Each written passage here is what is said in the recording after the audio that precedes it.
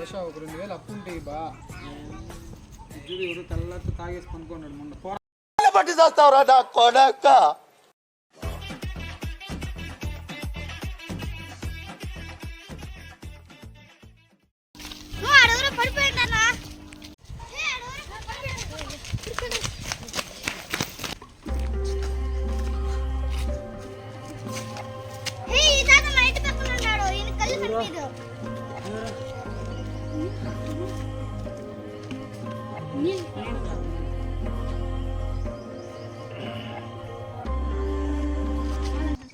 ఏం తాత ఈ టైంలో ఎందుకు వచ్చావు తాత?